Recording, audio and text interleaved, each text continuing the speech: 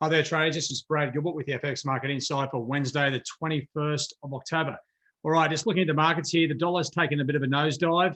Now, it's all the toing and froing, as I've been saying, about this stimulus package. Is it on? Is it not? Et cetera, saying they're looking for riskier assets, all this sort of crap, right? At the moment, it's a little bit, it's just all this election uncertainty and the US dollar uncertainty. I think it's just creating these short-term little glitches. And I wouldn't be surprised to see the dollar index come back into the range. Now, the dollar acting uniformly against the major pairs here, that's a good sign, right? We're seeing this is like a bit of a, you'd think, a risk-on situation.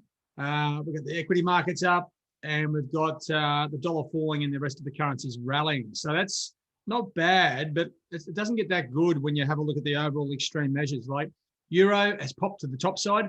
I still expect this to dribble back down into the range once, probably tomorrow. Right, we're seeing this roller coaster ride.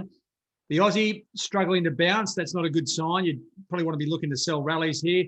Kiwi, well, it's broken down. It's coming back to test resistance here at 66 to figure. But once again, I think the dollar will rally, and that should probably come off. Dollar yen just doing nothing. Dollar CAD is starting to break to the downside as oil rallies. I think if oil rallies above 42 bucks, we're going to see dollar CAD lower, down through 131 the figure.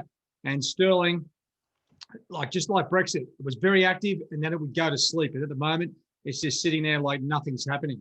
All right. So what does that do for us? Well, if I bring you back to the daily market insight, you can make odds and ends of it a little bit clearer. And this is what I'm talking about, market direction. Okay. We've got the dollar index going down, dollar CAD and dollar Swiss. Yeah, that looks all pretty cool. And the euro going up, right? Well, that sort of fits the plan. But Aussie and Kiwi still short term, they're still going down. So how can the dollar be going down on these other pairs? Well, that's where there's a bit of discombobulation across the board. There are some individual events like the RBA, et cetera, sort of talking things down. So there's no uniformity here with what the US dollar is doing, and there's no real major long-term trends in play at the moment as well. That's why we're seeing this toing and froing. Today, we've got a bunch of data coming out. So UK and Canadian CPI, and Canadian retail sales. So you've got to expect dollar CAD to be in the framework. Now, I know the macros aren't really coming into play consistently. Don't let that turn you off having a look and see what happens.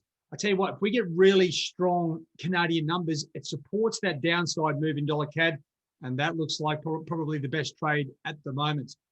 All right, guys, so really tricky markets. We're dealing with not only the geopolitical events, but also this US election, which is coming up.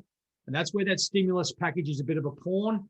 Who's doing what? Here's another update. There's Donald. He's out there doing his best, just slamming Biden with whatever he can make up, right? Talk about fake news.